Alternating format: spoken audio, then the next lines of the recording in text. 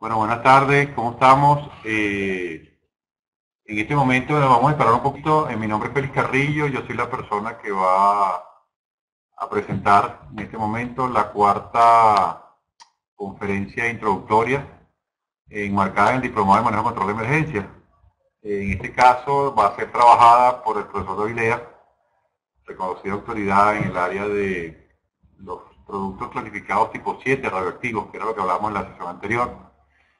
Buenas tardes, está Andreina, Mayori Vivas, la gente del hotel, Luis Jiménez, Edice, todos los que estamos en sintonía. Vamos a esperar un poquito, unos 5 minuticos más para que se incorpore el resto de la gente y daremos inicio a la sesión. Muchas gracias.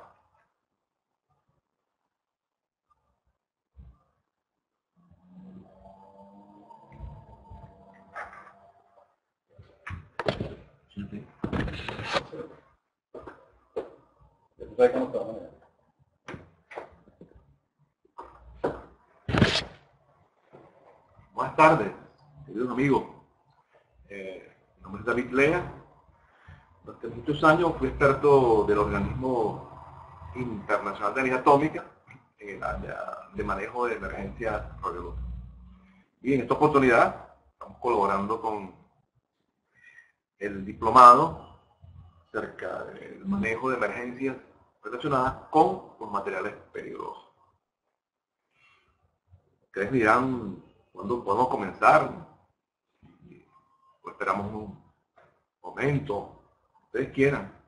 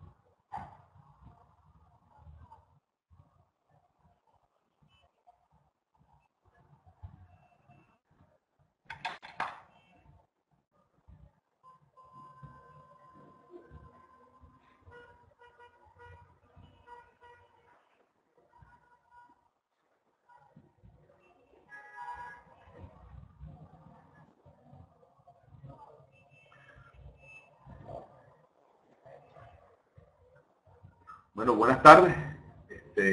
Yo creo que ya podemos comenzar, ¿no? Sin algún tipo de problema. ¿Sí? Pues bien, vamos a comenzar. Nuestra conferencia se titula Primera respuesta a accidentes de transporte que involucran los materiales radioactivos. Es decir, vamos a trabajar en estos minutos en cómo responder a nivel de primera respuesta en situaciones de incidentes que involucran los materiales radioactivos durante el transporte. Esta conferencia, digamos, está insertada dentro del Diplomado Internacional de Manejo y Control de Emergencias, que en la actualidad desarrollamos. Vamos a comenzar entonces con los objetivos de la tarde de hoy. En primer lugar, siempre en este tema, al menos en nuestro país, siempre comenzamos con los aspectos regulatorios. Venezuela, todo lo que es relativo al manejo de emergencias radiológicas, en cuanto a accidentes de transporte se refiere, está regulado por 4 normas. El decreto 2210, normas técnicas y procedimientos para el manejo de material radioactivo. la ley sobre sustancias, materiales y desechos peligrosos, la norma técnica COVENIN 3060-2002, transporte seguro de materiales radioactivos, y la norma venezolana COVENIN 2670, guía de respuesta de emergencias. Digamos, ese es el marco regulatorio que rige en nuestro país. No obstante, nosotros vamos a trabajar fundamentalmente con la referencia fundamental, que es la guía de respuesta en caso de emergencia 2012, del 12, que en Venezuela está recogida en la norma COVENIN 2670. Entonces se trata de cómo trabajar con esta norma en situaciones de emergencias o incidentes que involucran los materiales radioactivos. ¿Okay? Fíjense cuál es nuestra experiencia, ¿no?, en esta área. Por lo general, la percepción que tienen los respondedores en situaciones de emergencia radiológica, por lo general, en cuanto al riesgo se refiere, es sobredimensionada. Entonces no hay una correspondencia real entre la actuación de los primeros respondedores y el riesgo real. Ese es básicamente el problema que nosotros hemos encontrado en situaciones de emergencia radiológica. Y eso es lo que nosotros quisiéramos atenuar o reducir. De eso se trata esta conferencia. ¿Okay?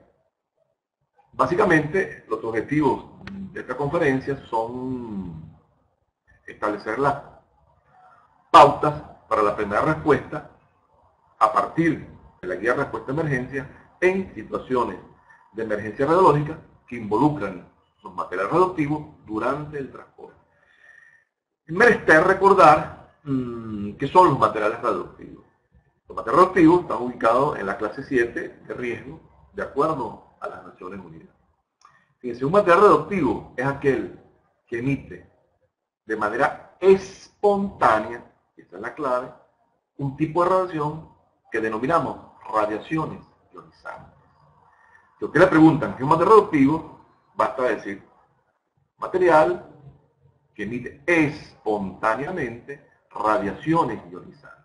Ya veremos qué significa el término radiación ionizante.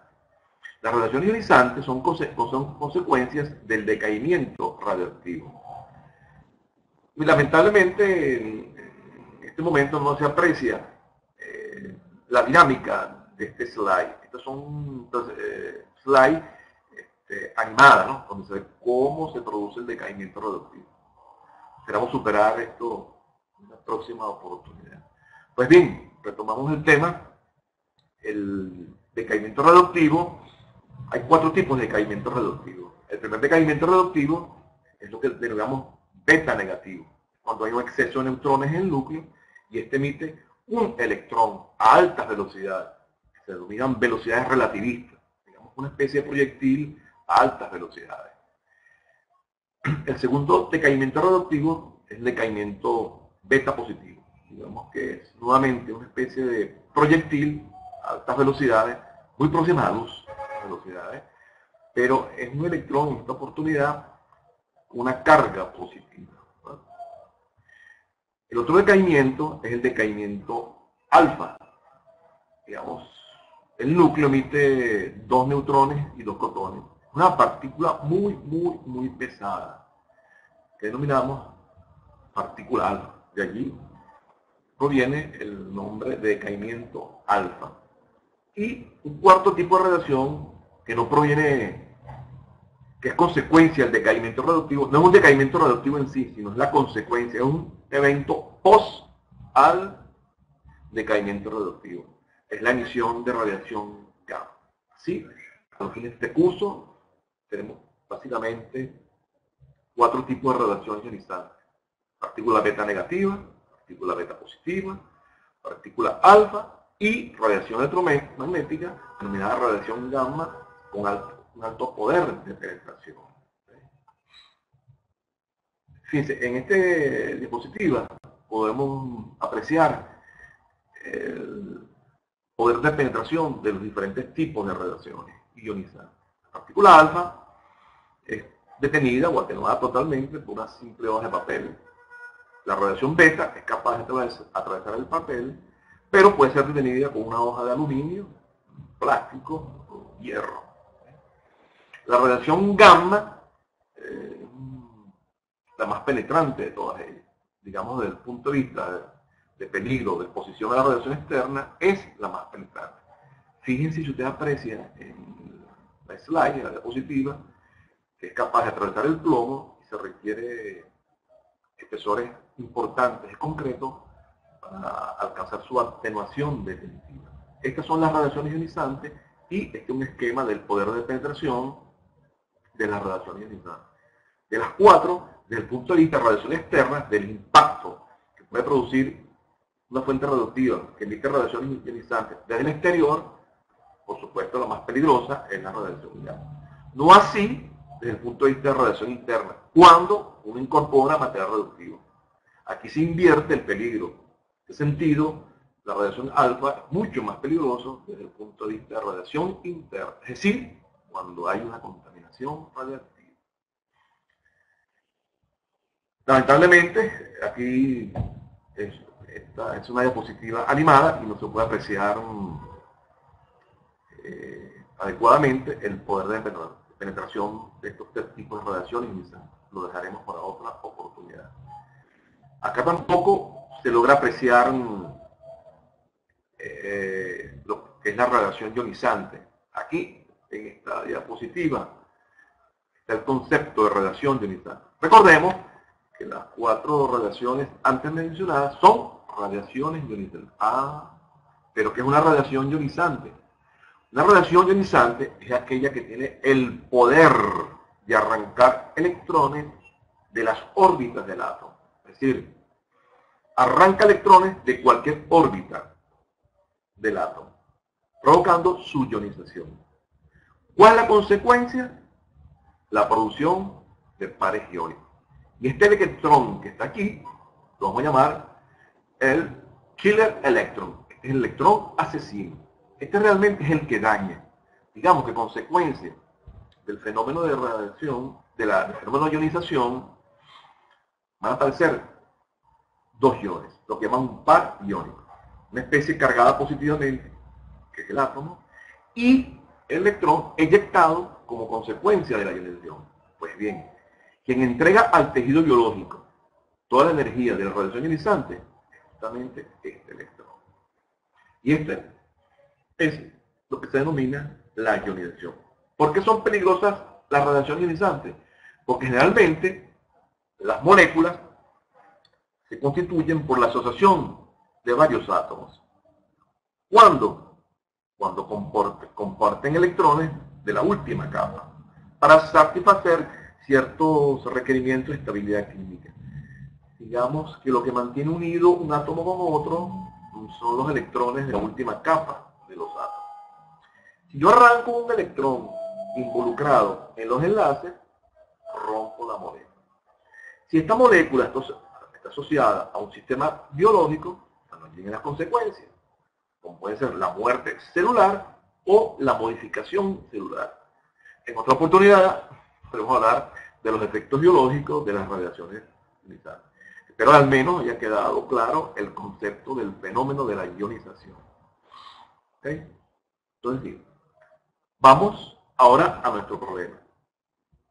Nuestro problema, como mencionamos, es entregar las primeras pautas o proporcionar a ustedes las pautas para responder como primer respondedor en eventos que involucran los materiales radioactivos durante accidentes de transporte.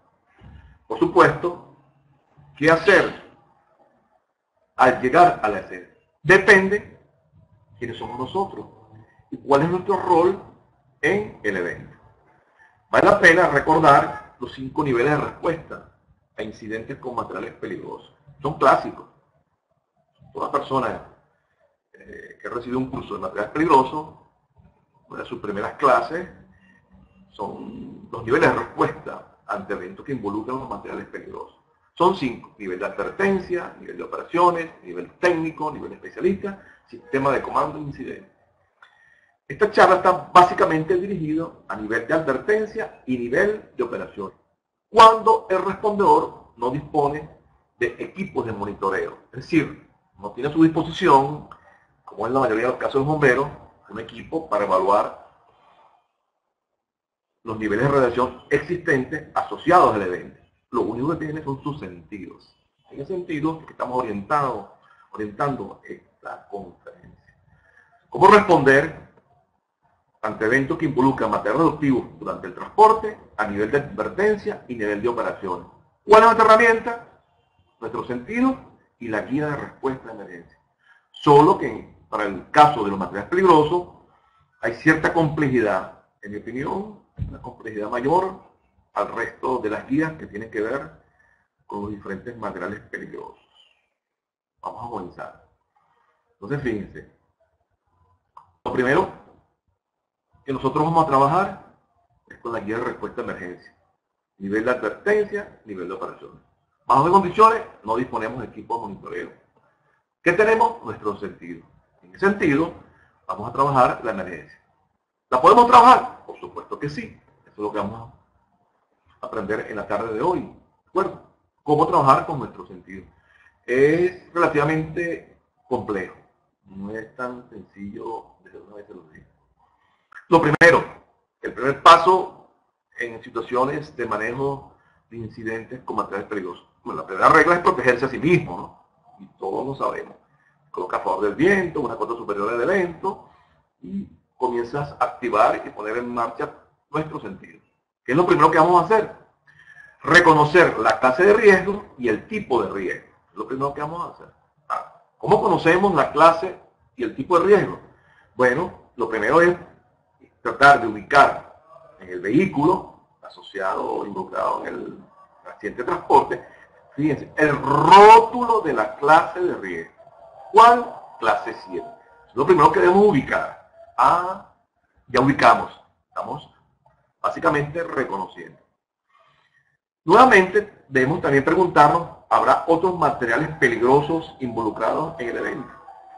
¿Puede haber alguna consecuencia para mi salud si yo combato el evento?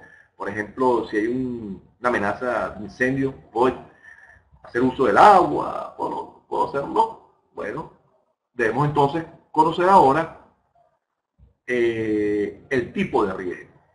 El tipo de riesgo es un rótulo que está asociado al rótulo de la clase de riesgo. Hay que distinguir lo que es el rótulo de la clase de riesgo, es aquí, y el rótulo del tipo de riesgo. El rótulo del tipo de riesgo, en primer término, ubica al respondedor, en primer término, acerca de la severidad del material peligroso. Por ejemplo, si tiene 2 dígitos, es 3, dice 33, es muy peligroso. Si es 333, extremadamente peligroso. Si, por ejemplo, si este rótulo está precedido de una X, es que si compartimos el evento con agua, posiblemente va a haber emisión de gases tóxicos. Por ejemplo, en este caso, cuando nos indica 7.0, son buenas noticias. ¿Qué quiere decir esto? Que el único riesgo asociado al evento es el riesgo radiológico, es el riesgo asociado a los materiales radioactivos. Y esa es la importancia de tener claro esto. En primer lugar, estamos reconociendo la clase de riesgo. Ahora vamos a reconocer el tipo de riesgo.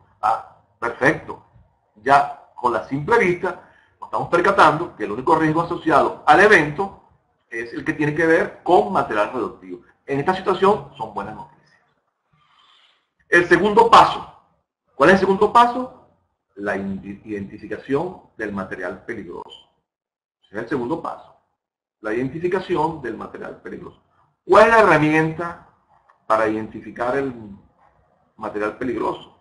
Pues bien, el número de Naciones Unidas, comprendido en un número de 4 dígitos, sobre el rótulo naranja que la mayoría de nosotros conocemos. Así pues, esto es muy importante. Fíjense, en nuestra área, y saber reconocer y tener claro lo que es el número de Naciones Unidas, es decir, identificar el material radioactivo, nos dice si hay posibilidad de contaminación o no, de contaminación radioactiva o no. Por ejemplo, un número de Naciones Unidas, 3332, nos indica que el material radioactivo, digamos, encapsulado y no hay riesgo de contaminación radioactiva. Es decir, en los casos del único riesgo presente asociado es el riesgo de exposición a la radiación externa. Esto es definitivamente importante porque esto cambia la estrategia, ¿no? Saber identificar el número de Naciones Unidas y tener claro ese número. ¿De acuerdo? Pues bien, estamos aplicando, fíjense, las reglas básicas que nos enseña nuestra guía de respuesta a emergencia. Primero, reconocemos con la clase de riesgo, el rótulo de la clase de riesgo y el rótulo del tipo de riesgo. De inmediato, pasamos al segundo paso, identificar el material radioactivo. ¿Cómo? Haciendo uso del número de Naciones Unidas.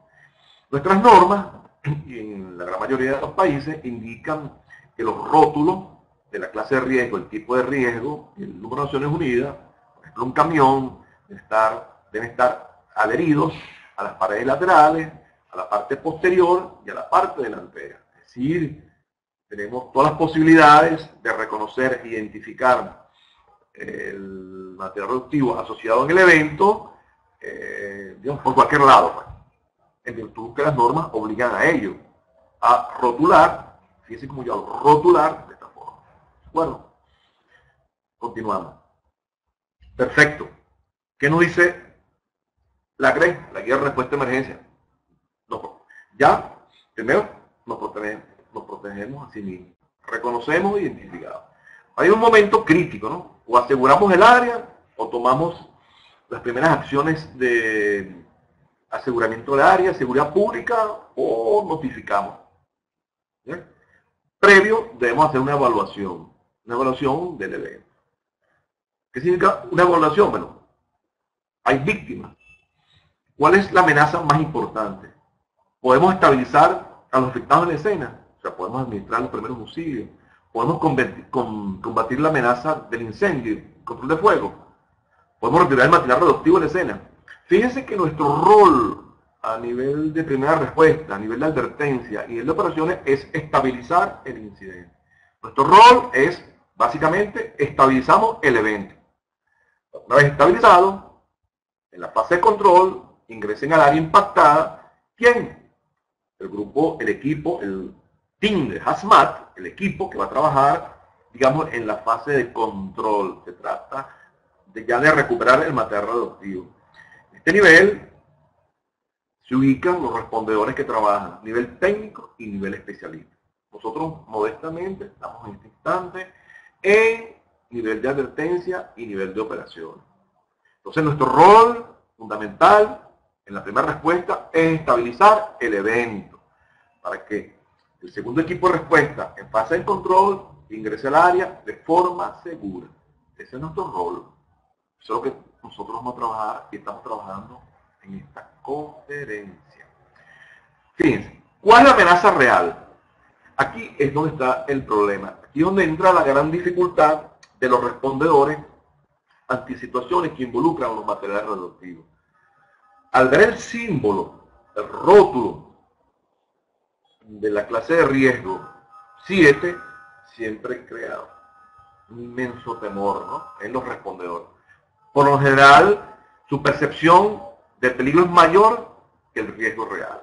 Por eso, lo primero que debemos aprender es identificar cuál es la amenaza real. Aquí esto es un poco complicado. Yo creo que es lo más complicado. Fíjense, aquí el lenguaje nuestro, de la gente que trabajamos con protección radiológica, es algo que comienza ya a diferenciarse del lenguaje que utilizan los respondedores. Fíjense, por ejemplo, los respondedores en materiales peligrosos, si usted toma el reglamento de materiales peligrosos de la IATA, ellos, por ejemplo, hablan de grupo de embalaje. Cuando uno dice, ¿dónde están los materiales peligrosos? ¿Cómo se ubican? Ahí generalmente uno habla contenedores. Bueno, es un término un poco vulgar, que no es muy técnico, es muy general, pero no nos dice nada. Por ejemplo, nosotros trabajamos con el reglamento de la IATA, un momentito. Nosotros hablamos, para el transporte de materiales peligrosos, de grupo de embalaje. Grupo de embalaje 1, grupo de embalaje 2, grupo de embalaje 3. El grupo de embalaje 1 contiene los materiales, digamos, de mayor severidad, su peligro. Digamos, su peligro es mayor. El grupo de embalaje 2, digamos, es un peligro serio y el grupo de embalaje contiene materiales peligrosos, digamos, no tan importantes, no tan peligrosos. Digamos, una escala en orden decreciente de peligrosidad. Por ejemplo, en el caso de materiales corrosivos, por ejemplo, ¿qué significa grupo de embalaje 1? Bueno, que un tejido biológico expuesto en un tiempo menos de 3 minutos, con ese corrosivo, nosotros vamos a observar en este tiempo de observación, este se llama exposición y tiempo de observación. Prácticamente a los 60 minutos hay destrucción del tejido biológico. Grupo embalaje 2, una exposición al corrosivo mayor de 3 minutos, menos de 60 minutos, periodo de observación de 14 días, a los 14 días encontramos destrucción total del tejido. Grupo embalaje 3, en 60, una exposición de 60, mayor de 60 minutos, menos de 4 horas, un tiempo de observación de 14 días, observaremos la destrucción total del tejido biológico. Bueno, esta es una manera, así podemos nosotros, dependiendo del tiempo de destrucción del tejido biológico, ubicar el grupo de embalaje requerido. Otro elemento importante es, por ejemplo, la pérdida en términos de milímetros de la capa en un material de aluminio o acero de 6.25 milímetros en un año, pérdida de esa superficie a 55 grados centígrados. La forma de comenzar a clasificar los grupos de embalaje, es decir, en qué grupo de embalaje voy a ubicar mi material peligroso. Pues bien, fíjense, cuando se trata de material radioactivo, nosotros no usamos esta terminología. Esta terminología es bulto radioactivo. Conociendo los bultos radioactivos, ¿qué es un bulto radioactivo? Conociendo que es un bulto radioactivo, nos aproximamos, nos comenzamos a aproximar realmente al conocimiento real del peligro asociado al material radioactivo. Fíjense cómo cambian aquí los conceptos. ¿Qué es un bulto radioactivo? Es una fuente radioactiva, yo aquí tengo mi fuente radioactiva, y cuando la coloco en un blindaje, en una serie de dispositivos distanciadores, absorbedores, que se denominan embalaje, estamos en presencia de un bulto radioactivo. Fíjense que aquí el concepto cambia. El embalaje es lo que, en el caso de los materiales radioactivos, es lo que está asociado a la fuente radioactiva. Cuando yo coloco la fuente radioactiva en el embalaje, tengo entonces el bulto radioactivo. Bulto radioactivo. Eso es terminología que tenerla clarita para poder entender cuál es el peligro real, la amenaza real en el evento. Hay que tener clarito eso. Fíjense, aquí lo tenemos, ¿ok?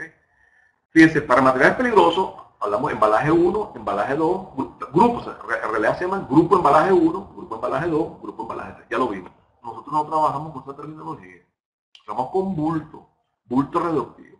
Y es bien complejo, es bien complejo. Hay el bulto exceptuado, bulto industrial tipo 1, bulto industrial tipo 2, tipo 3, tipo A, BM, BU, tipo C. En nuestros países, básicamente en Venezuela, lo más importante es el bulto exceptuado, el bulto tipo A y el bulto tipo BU.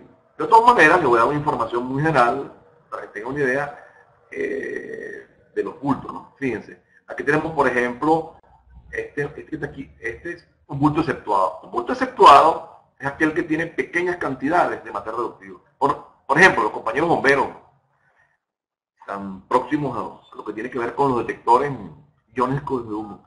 Un detector iónico de humo, la gran mayoría tiene una fuente radioactiva, pero de muy pequeña actividad. Y ya se venden de forma comercial sin ninguna restricción. Bueno, es un bulto exceptuado, aquel que tiene pequeñas cantidades.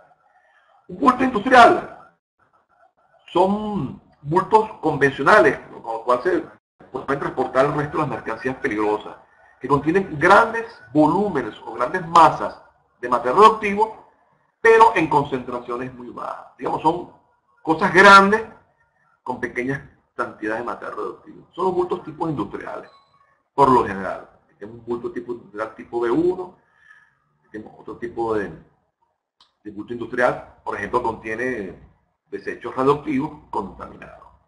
Bulto tipo A, bulto tipo A, bulto tipo A, ¿no?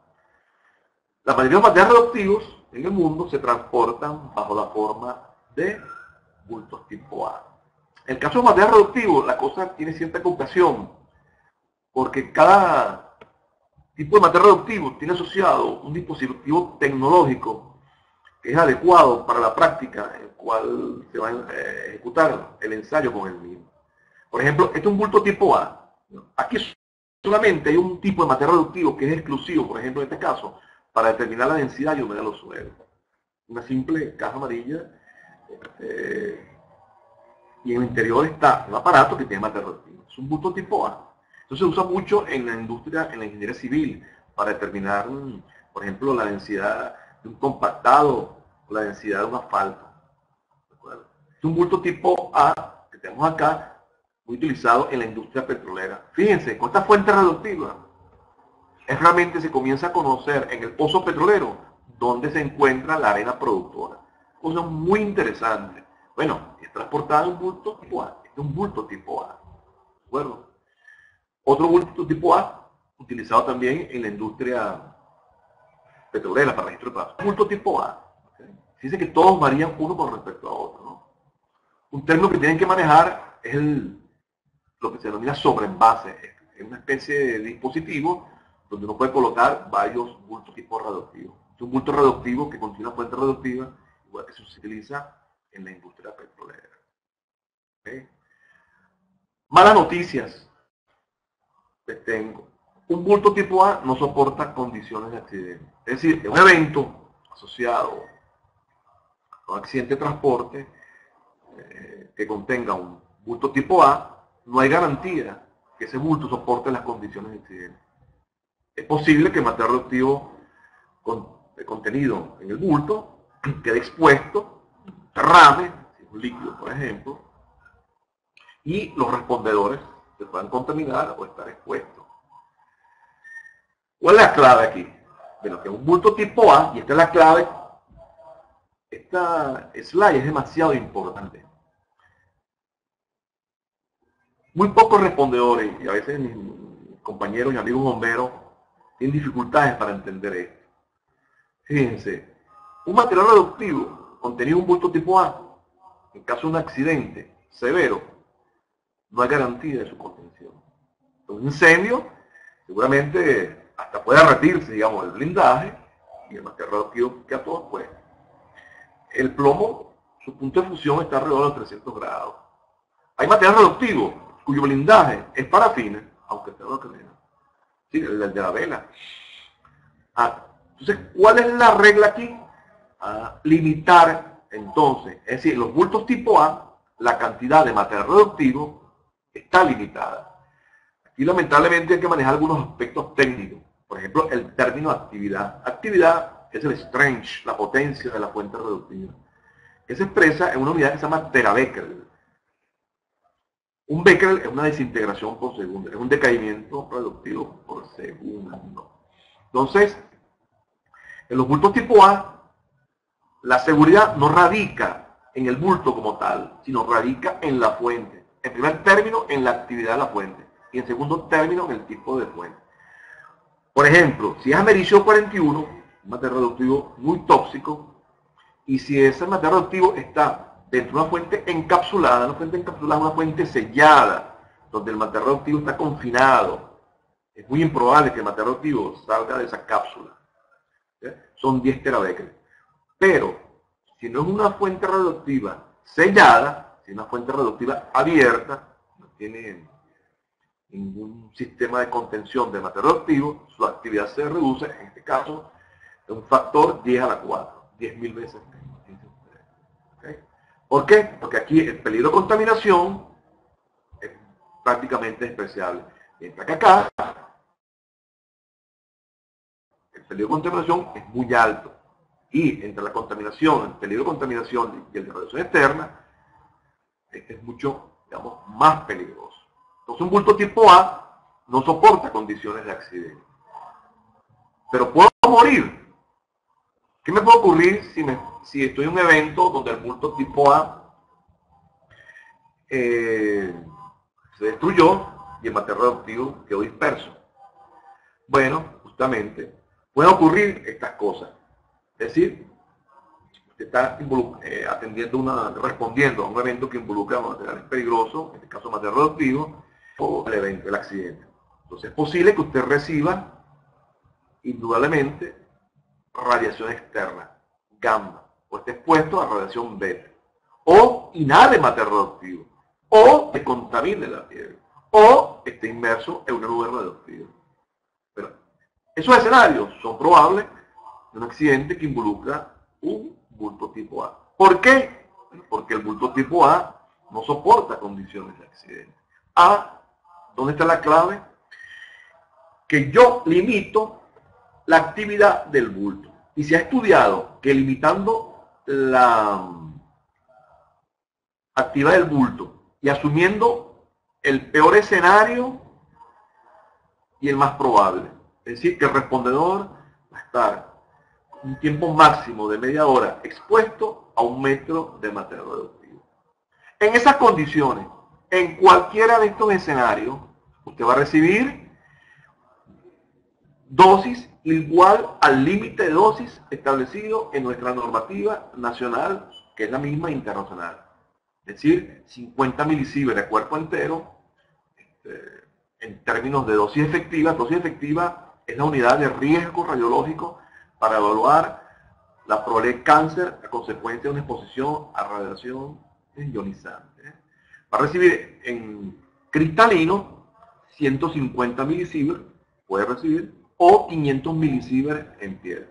Si usted recibe dosis iguales o por debajo de estos niveles, no hay efecto biológico alguno. Es decir, usted perfectamente puede actuar. Esa es la clave. O sea, la clave está restringir la actividad del material radioactivo en el bulto tipo A, en virtud que no soporta condiciones de accidente, y habiendo la posibilidad que se ocurran estos escenarios antes descritos, en los cuales los respondedores pueden estar expuestos a radiación ionizante. Bueno, en estos escenarios, y respetando la actividad en el bulto tipo A, es muy improbable que se reciban dosis superiores a estos niveles. ¿De acuerdo? Ese es el criterio. Ese es el bulto tipo A. Entonces, lo primero que uno, cuando está en el escenario, uno se plantea algunas preguntas, ¿no? Si puedo rescatar a las víctimas o no. Ya yo reconocí e identifiqué el material radioactivo. Hay heridos, hay dos compañeros heridos, o hay una amenaza de incendio, y yo tengo cierto temor a intervenir. Entonces, no solamente debo identificar la clase de riesgo, el tipo de riesgo, el número de Naciones Unidas, yo también tengo una aproximación, por ejemplo, si se trata de un bulto tipo A, un bulto exceptuado, un bulto industrial, o un bulto tipo B. ¿De acuerdo? Hay que comenzar a reconocer a través de nuestros sentidos, de nuestra vista, cuando observamos los rótulos, marcas y etiquetas de riesgo, que más adelante si se trata de un bulto tipo A, un bulto exceptuado o un bulto tipo B. Por ejemplo, fíjense, si nosotros somos capaces ya de entender esta clase, perfectamente comprendemos que un bulto tipo A podemos actuar, podemos responder, por ejemplo, rescatar víctimas del evento, y en el peor de los casos que vamos a recibir una dosis, esta no compromete nuestra vida. Es decir, que podemos responder. ¿De acuerdo? Ahora, por supuesto, los bultos tipo A no es que son, digamos, algo sumamente frágil, no. Ellos sencillamente están sometidos a una serie de pruebas donde son capaces de soportar pequeños accidentes. Se les somete a una serie de accidentes. Los accidentes, digamos, se denominan pequeños percances. Por ejemplo, uno somete el bulto a una lluvia, o sea, a una columna de agua de 5 centímetros por hora. Es decir, yo provoco una lluvia de 5 centímetros por hora. El bulto debe conservar su integridad y la cantidad de material radioactivo debe conservarse dentro del mismo. Uno somete, por ejemplo, el bulto a una caída. Dependiendo de su masa, lo deja impactar sobre una superficie de acero inoxidable, dependiendo de su masa. La altura que yo lo dejo caer sobre el punto donde se concentra la mayor energía de choque, dependiendo de la masa. ¿Okay? Lo que estoy demostrando es que el bulto tipo A, no voy a dejar yo la impresión que es algo sumamente frágil. Se le somete también al ensayo de penetración. Yo dejo caer una barra de 6 kilos, a una altura de 1 metro, y posiblemente él va a impactar sobre el bulto. Este bulto no le debe ocurrir nada.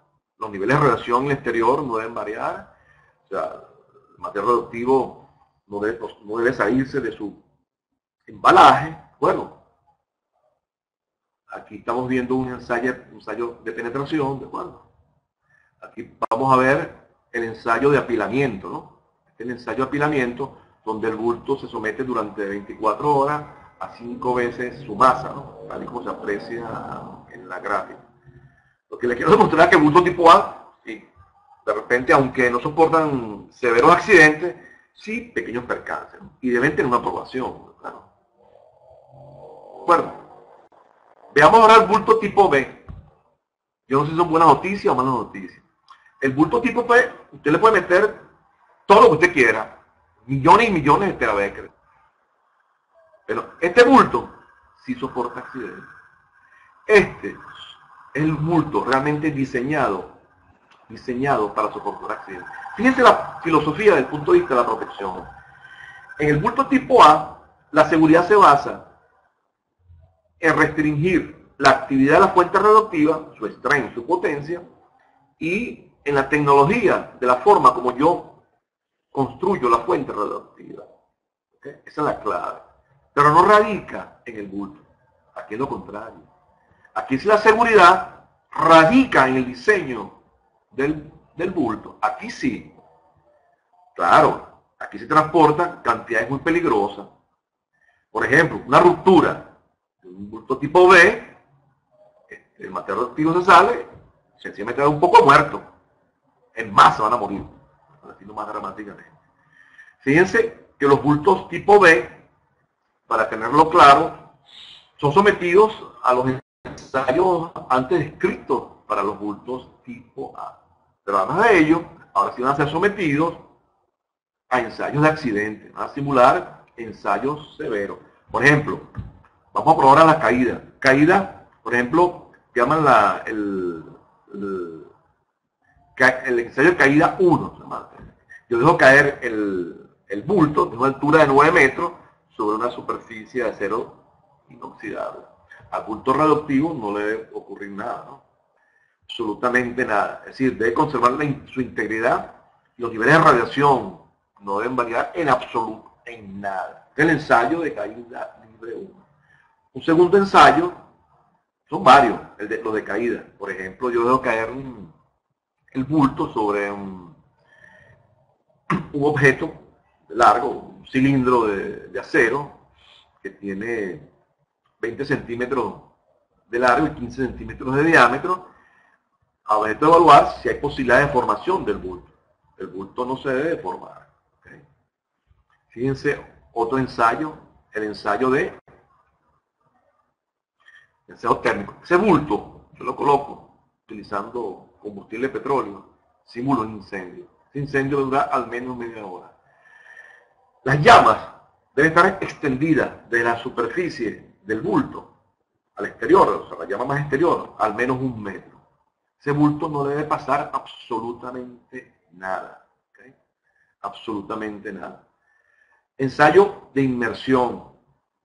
Dejo 24 horas a 15 metros del agua el bulto. No debe entrar agua, absolutamente. ¿Okay? Si estamos simulando condiciones severas de accidente. ¿Okay? Por ejemplo, en los bultos tipo B es donde se transporta el combustible nuclear.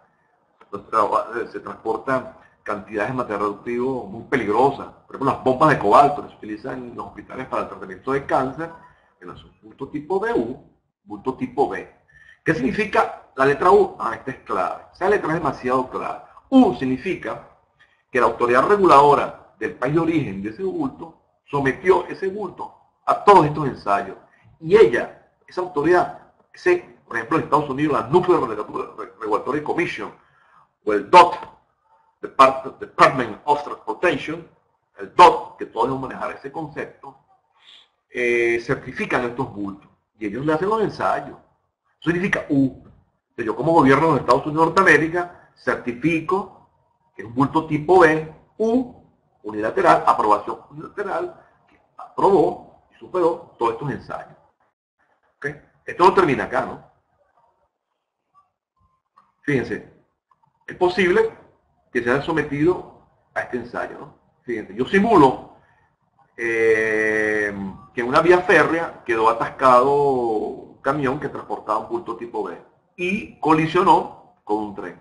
Bueno, el bulto tipo B queda íntegro. Esas pruebas se hacen. ¿Cómo se hacen? Con el material reductivo en su interior. ¿Te das cuenta? ¿Cuánto cuesta un bulto tipo B? Demasiado dinero. Por eso que la mayoría de los bultos, aunque el transporte de material reductivo, un 98%, ahí en ese orden, son bultos tipo B. Por ejemplo, ustedes ven allí, eso que ustedes ven allí no es tan inocente. Son unos bultos que contienen hexafluoruro uranio. El hexafluoruro uranio es el material con el cual se ha creado tanta disputa, por ejemplo en estos días, que estábamos escuchando el acuerdo con Irán, que tiene que ver con el enriquecimiento de uranio. Cuando uno enriquece uranio para fabricar reactores nucleares o bombas atómicas, esta es la materia prima. La materia prima es hexafluoruro uranio. Es con esta que se logra realizar lo que se denomina el enriquecimiento uranio. Fíjense, ellos son transportados en un bulto tipo B, pero fíjense esta M no es inocente. Esta M significa que este bulto no aprobó todos los ensayos y que requiere lo que llaman una aprobación multilateral. Es decir, que el país destino o donde el bulto vaya a ser transportado debe contar con su aprobación, no solamente con la autoridad, en la aprobación de la autoridad reguladora del país origen, sino por donde ese bulto vaya a pasar o vaya a ser recibido. Por ejemplo, fíjense, ocurrió en Belga hace unos años un accidente, ¿no?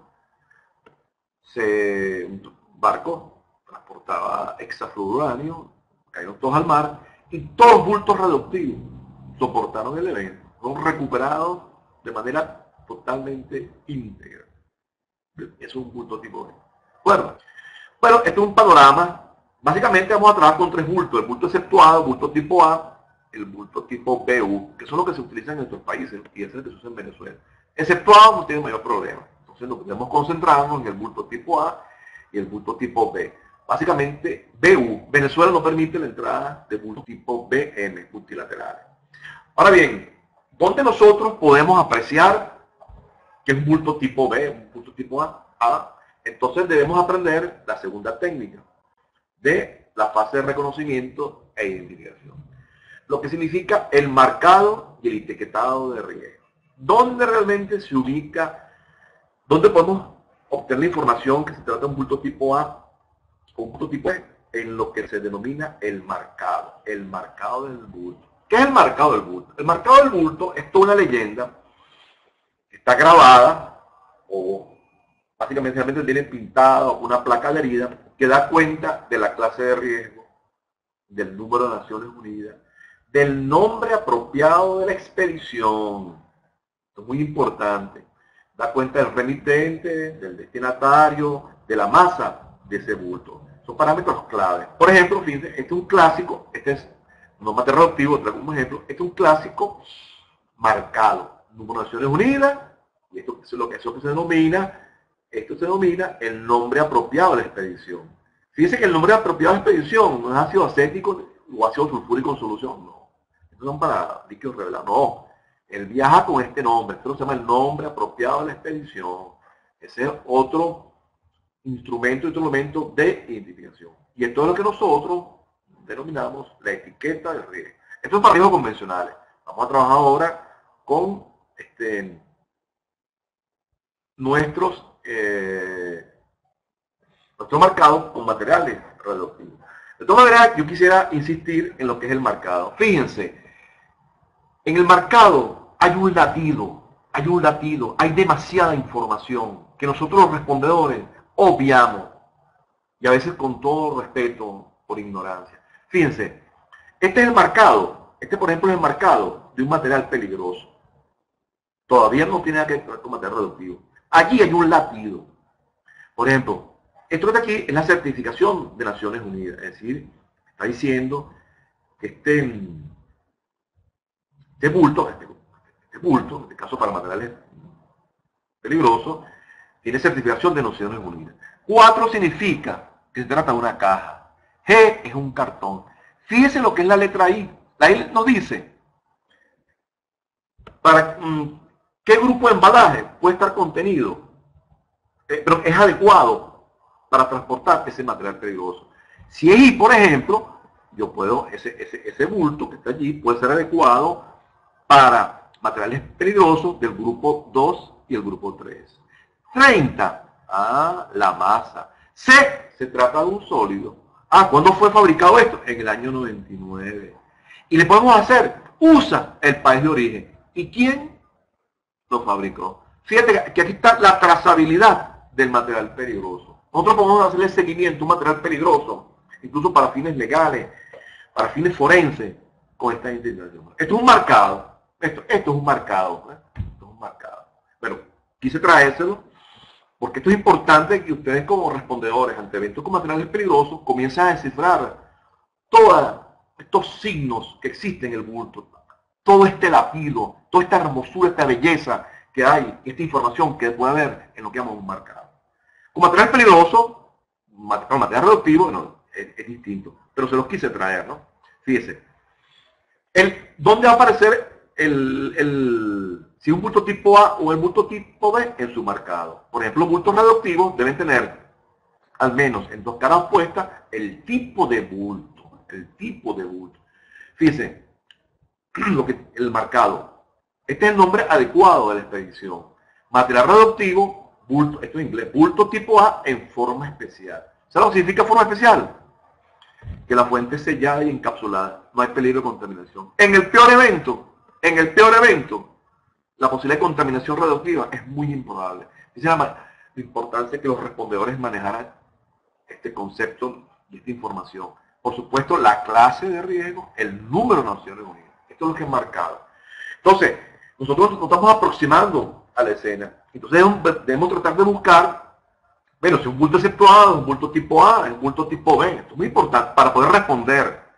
¿Qué significa nosotros responder a nivel de advertencia, a nivel de operaciones? Estabilizar el evento. Decidir si ingresamos al área a los fines de rescatar víctimas, combate de incendios, estabilizar personas afectadas en la escena. Ese es nuestro rol, siempre y cuando no comprometa nuestra vida, por supuesto, aplicando las reglas de la vida, ¿no?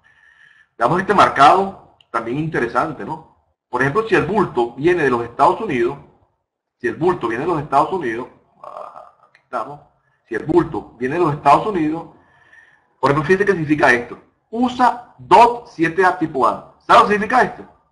Que este bulto cuenta con la aprobación, nada menos y nada más, del DOT. Es una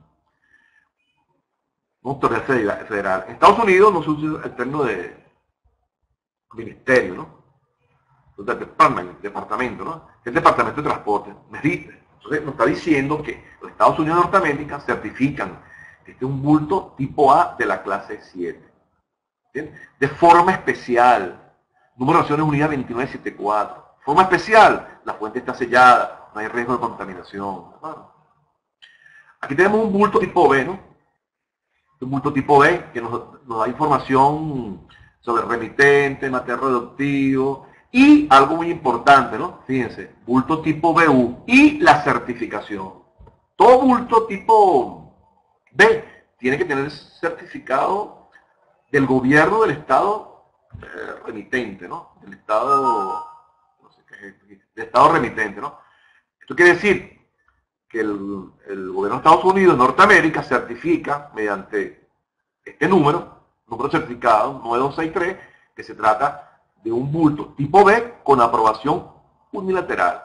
Quiere decir esto, que aprobó todos los ensayos. Llegó, muchachos, el momento de responder. Les pregunto, ha sido interesante y pudiésemos interactuar durante la charla, ¿no? En el caso de un bulto tipo A, y ya por ejemplo, tenemos la clase de riesgo, tipo de riesgo, número de Naciones Unidas, y reconocimos que se trata de un bulto tipo A. El bulto tipo A está en la escena. Incluso el bulto tipo A se rompió y el material radioactivo se dispersó. ¿Respondemos o no respondemos? Cuando yo hablo de si respondemos o no respondemos, a nivel de advertencia y nivel de operaciones, es básicamente estabilizar nuevamente el evento. Rescate de víctimas, combate de incendio, estabilizar afectados en la escena. De eso se trata. Para que, una vez estabilizado el evento, llegue el team de HAZMAT o los especialistas en protección radiológica para asumir la fase de control. Pues bien, si un bulto tipo A, ¿ok? Un bulto tipo A, miren, independientemente que esté roto o no el bulto, que haya perdido su integridad o no, responda. Usted debe responder. ¿Sabe por qué debe responder? Porque ese material radioactivo no involucra un compromiso de su vida. Ahí no hay materiales, ahí no hay cantidades que pueden comprometer su vida. Fíjense que yo tengo algunas profesiones, una de ellas es abogado, ¿no? Bueno, si usted no responde en un evento, al menos en mi país, en Venezuela, yo creo que podemos ejercer acciones civiles contra el respondedor. Por ejemplo, se negó a prestar los primeros auxilios en un evento que involucra un bulto tipo A. En Venezuela, nuestras normas COVENIN de carácter obligatorio tienen el carácter de reglamentación técnica, es decir, son mandatorias. De allí que una norma COVENIN ante un juez puede tener un valor para demostrar negligencia, imprudencia, impericia o falta de instrucciones. Lo importante es manejarlo. Es decir, si hay un bulto tipo A, responda. ¿Usted se contaminó? No se preocupe, podemos descontaminarlo perfectamente. Lo que no podemos devolver en la vida a un afectado por retardar los primeros auxilios. Ahí no. Es decir, usted puede responder perfectamente. Mire, esto hace un conflicto para nosotros, los que trabajamos en protección radiológica. Esta es la guía, por ejemplo, 164 de la GRE. Esto es norma en Venezuela, ¿no? Esto se trata de un material radioactivo encapsulado, donde no hay riesgo de contaminación. Y la guía misma dice, usted debe darle prioridad a los problemas no radiológicos. Resuelva los problemas no radiológicos. Rescate víctimas. Atienda los problemas médicos. Combata el incendio. Después de terminar eso, ¡pa! Me acordé, hay material radioactivo. Estabilice el incidente y espere a los respondedores en fase de control para evaluar los riesgos asociados, los riesgos radiológicos asociados al evento. Sí, podemos responder. La misma guía nos indica que podemos responder. Esto en Venezuela es ley. ¿Qué es lo que pasa? Que muchos respondedores, con todo respeto, muchos compañeros bomberos que yo aprecio y les dejo buena parte de mi información, tienen estas dudas de poder interpretar este texto. La norma es una sola, te obliga a responder, solo que a veces los respondedores no interpretamos adecuadamente el texto de la norma. La norma es una, lo que puede variar la interpretación. ¿De acuerdo? Entonces podemos responder. ¿De acuerdo? Por supuesto. Si se trata de un bulto tipo B, si estamos por ejemplo en un bulto tipo B, que no ha perdido su integridad, que es difícil que pierda su integridad en latente, usted puede responder. Ahora, si tenemos conocimiento que ese bulto tipo B perdió su integridad, ahí sí es verdad, no responda. Usted no puede ingresar al área. ¿Por qué? Bueno, ahora sí, porque su vida puede estar comprometida. Por ejemplo, un acto terrorista y el bulto tipo B sufre una falta muy importante. La aproximación puede involucrar la pérdida de su vida. Ahí será que usted no puede responder. Ya yo le voy a decir qué debe hacer. Pero si hay una víctima en la escena, usted está salvado. O sea, no hay nada que hacer. Bueno, fíjense la importancia de manejar los conceptos. Bulto tipo A, bulto tipo B. Tipo A, responda. Pierde o no su integridad. Bulto tipo B, conserva su integridad, responda. Pierde su integridad, no responda. ¿De acuerdo? Bueno, ahora fíjense. Estamos ahora, nosotros estabilizamos el evento. Fuimos capaces de responder, rescatar víctimas, ¿verdad? Rescatar víctimas, el control y combate de incendios. Ahora tenemos las fuentes radioactivas, los bultos radioactivos, perdón, se habla de fuentes radioactivas, en la escena. ¿Qué hacemos? Retiramos el bulto radioactivo, lo dejamos allí. ¿Qué hacemos? Ahora sí, entonces nosotros ahora vamos a manejar el concepto de etiqueta de riesgo. Fíjense que yo hasta este momento yo estaba hablando básicamente del marcado. Ahora nos llegó el etiquetado. Eso se llaman las etiquetas de riesgo. Aquí hay que manejar básicamente el siguiente concepto. Blanco 1, amarillo 2, amarillo 3. Lo primero, el color. Los amarillos. ¿Saben el significado amarillo? Que hay radiación y que ese bulto requiere ser segregado. ¿Qué significa? Blanco, no hay problema de radiación. El nivel de radiación es muy bajo. Es más, ese bulto, si no ha perdido su integridad, usted sencillamente, es más, lo puede colocar en un taxi y que se lo lleven a su destinatario. No hay problema. O sea, hay que también distinguir si es amarillo 2, amarillo 3. Amarillo 2, nivel de radiación moderado. Amarillo 3, nivel de radiación alto. ¿De acuerdo? Amarillo significa segregación. 2, moderado. 3, alto. Blanco, no hay radiación. ¿De acuerdo? Ahora, vamos a ver si podemos retirar ese bulto o no de la escena. ¿De acuerdo? Perfecto. Yo les tenía aquí una información sobre cómo se determina cuando un bulto blanco 1, amarillo 2 y amarillo 3. Lamentablemente me están sonando las alarmas y sería interesante haber explicado cómo se determina la etiqueta de riesgo. Eso se llama la categoría del bulto, si es blanco 1, amarillo 2, amarillo 3. Será en una próxima oportunidad. Entonces fíjense, rápidamente. Fíjense, si es un blanco 1 y la fuente radioactiva, digo, el bulto radioactivo, conserva su integridad, usted perfectamente lo retira. Incluso puede colocar un taxi y enviado a su remitente. Si el bulto perdió su integridad, no lo toque. Ahí sí es verdad, no lo toque. Fíjense que en este caso no se justifica que usted intervenga en la escena. Usted posiblemente se contamina, aun cuando sea la actividad baja. Esto es una pregunta de examen que hacemos nosotros. Y la pregunta es, ¿por qué el anterior, si era un bulto tipo A que estaba roto, independientemente que era blanco 1, amarillo 2, amarillo 3, yo podía intervenir? Pues hay una cosa que en protección radiológica se llama justificación. En protección radiológica todas las dosis deben estar justificadas.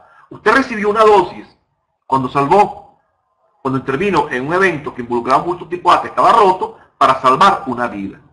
Pero ahora ya no están en juego las vidas. El evento está estabilizado. Entonces no se justifica que usted se contamine. Entonces usted deja ese bulto allí, acordona a 30 metros y que otros respondedores, nivel especialista o nivel técnico, resuelvan el problema. Usted sencillamente va a acordar a 30 metros, por todo el cañón, como dice nuestro país. ¿De acuerdo? Correcto. A ver si aprendimos. Ah, son amarillos. Si son amarillos, requiere segregación. Nuevamente, si el bulto perdió su integridad, no lo toque, no lo toque. Aísle a 30 metros. Si el bulto conservó su integridad, incluso usted lo puede retirar del sitio de suceso. Tiene que aislarlo para que vengan los respondedores a nivel especialista a recobrar. Y puede acordonar el área inmediata al área. No acarrea problema alguno, ¿no? ¿Ok? Entonces aquí hay una regla máxima, ¿no? ¿Ok? Si el bulto es, independientemente que sea blanco 1, amarillo 2, amarillo 3, si no ha perdido su integridad, usted puede retirarlo de la escena y aislarlo, digamos, el área inmediata alrededor lo puede acordonar. Si el bulto perdió su integridad, independientemente de que sea blanco 1, amarillo 2, amarillo 3, aísle 30 metros.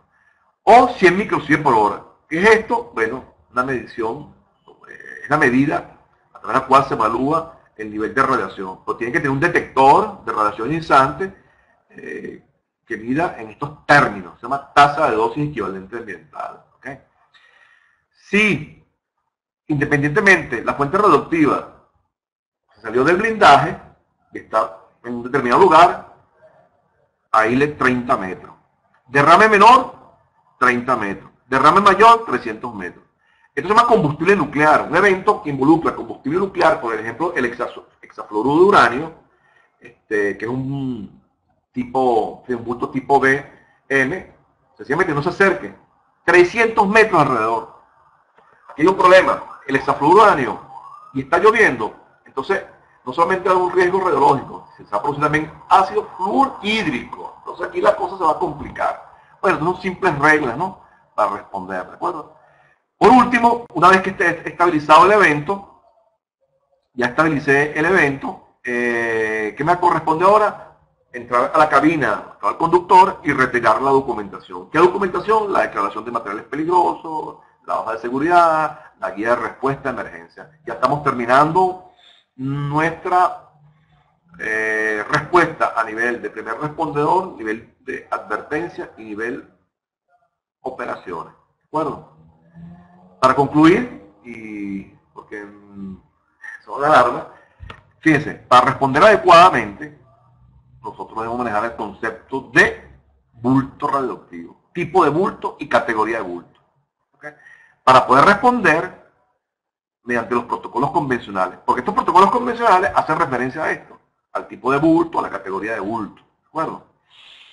Y si nosotros tenemos claro estos pequeños conceptos manejados la tarde de hoy y lo combinamos con la guía de respuesta, la GRE, seguro que nuestra respuesta es segura, conforme a derecho, conforme a los protocolos internacionales, conforme a la GRE, conforme a nuestra normativa y sobre todo, lo más importante, protegiéndonos nosotros. ¿De acuerdo? Entonces, bueno, quiero darle las gracias. Bueno, ha sido placentero para mí esta pequeña conversación y espero una nueva oportunidad que podamos verlo. No sé si tienen alguna pregunta que pueda responder. Esto es sabroso en caliente, ¿no? Interactuando, pero bueno, esta es la opción que por ahora tenemos.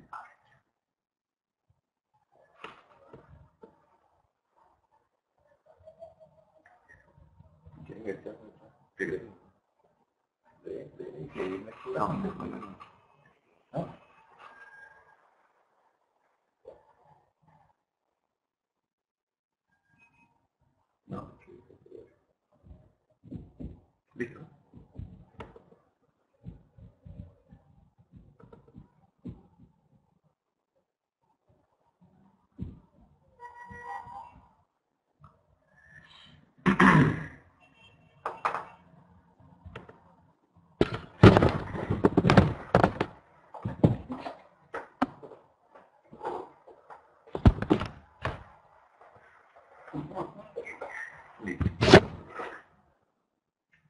Sí, amigo, buenas noches. Esperamos pues que la sesión de la noche de hoy haya sido de su interés. Como hemos dicho siempre, por favor dejen sus correos electrónicos aquí en el chat, de manera que podamos reenviarles ahora la información asociada al tipo de actividad que estamos realizando. Es bien importante que recordemos que para los efectos del tema estamos trabajando con todas las redes sociales. Nos van a poder identificar en Facebook, en Twitter, en WhatsApp, o sea, por todas las redes sociales asociadas a ASA y a NDC, que somos los que estamos en este momento corriendo las videoconferencias introductorias para el diplomado. Como colocamos en su anterioridad, el diplomado comienza el 2 de mayo y cualquier pregunta asociada al tema podemos responderle en este momento en compañía de David, que lo tenemos todavía aquí con nosotros.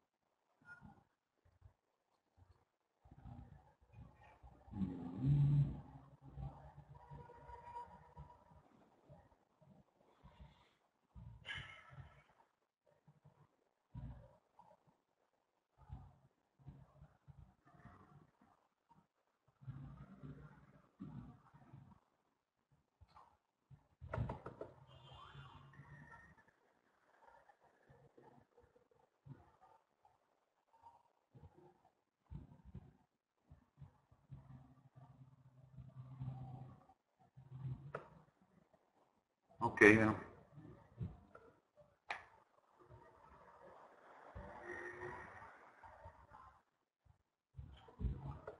Aquí tenemos una pregunta para David, que tiene que ver con qué tipo de material radioactivo utilizamos en Venezuela. Para que conteste, por favor, David. Bueno, en Venezuela básicamente se utiliza mucho material radioactivo. Por ejemplo, en la industria, para el registro de pozos, por ejemplo, para caracterizar la litología de una formación, el pozo petrolero, se requiere fuentes radioactivas. Y entonces, igual, para identificar, por ejemplo, la arena productora, hay que utilizar una fuente radioactiva de americio 241. Si uno no utiliza fuentes radioactivas, por ejemplo, mientras está perforando, mediante la técnica de registro de pozo, jamás sabrá dónde ubicar la arena productora. La gente no sabe estas cosas. Uno identifica la arena productora en un pozo petrolero gracias a la fuente radioactiva. En la práctica médica, para el tratamiento del cáncer. Hoy en día las radiaciones ionizantes son imprescindibles. No hay tratamiento con cáncer que no involucre manejo de fuentes radioactivas. Aunque usted no lo crea, por ejemplo, el tratamiento del cáncer de próstata de una persona joven, eso implica cirugía radical de próstata. Eso va a significar que en el futuro esa persona va a sufrir de manera permanente disfunción eréctil. O sea, hay una salida para eso. Se le coloca en la próstata, afectada por el tumor, pequeñas fuentes radioactivas, destruyen el tumor, en pocos meses, el material radioactivo queda allí y el problema de la disfunción eréctil no se va a presentar. Es una tecnología nueva en el tratamiento del cáncer de cuello uterino. Por ejemplo, hoy en día hay un problema en el cáncer, por ejemplo, identificar el tumor primario del secundario, es decir, dónde se originó. Pero esto hoy se hace inyectando al paciente material radioactivo flúor 18 para el diagnóstico de cáncer de tiroides, tanto para fines de diagnóstico, para tratamiento, se usa yodo 131. Se tiene un amplio espectro en la industria. La gente no sabe que en toda la industria, para medir y determinar el volumen llenado de la cerveza, la bebida gaseosa, se usan radiaciones ionizantes. Las radiaciones ionizantes están ampliamente difundidas. Entonces parece que el público no tiene conocimiento de ello. Eso significa que a diario hay transporte de material radioactivo y en cualquier momento pueden surgir eventos, digamos, accidentes de transporte que requieren el manejo de estos conceptos que hemos manejado en la tarde de hoy. Sí, interesante, ¿no? La respuesta. Y respondiste 4 preguntas que había colocado allí. La parte médica, alimenticia, de trabajo, o sea, de emergencias y de turismo industrial. Bueno, el demás está decirles, como les comentábamos, que coloquen todo su correo electrónico porque le vamos a enviar la información referida a la ponencia del día de hoy, en este caso realizada por David. No queda más sino decirle, en principio darle las gracias, invitarlo para una próxima oportunidad. Esperamos en un periodo no mayor de una semana estar contando con otra personalidad del mundo de la seguridad y del manejo de control de emergencia, como una nueva sesión o conferencia introductoria asociada al manejo de control de emergencia. Recordando que iniciamos para todos el 2 de mayo del año en curso y, como siempre decimos, esperamos verlos a todos. ¿Ok?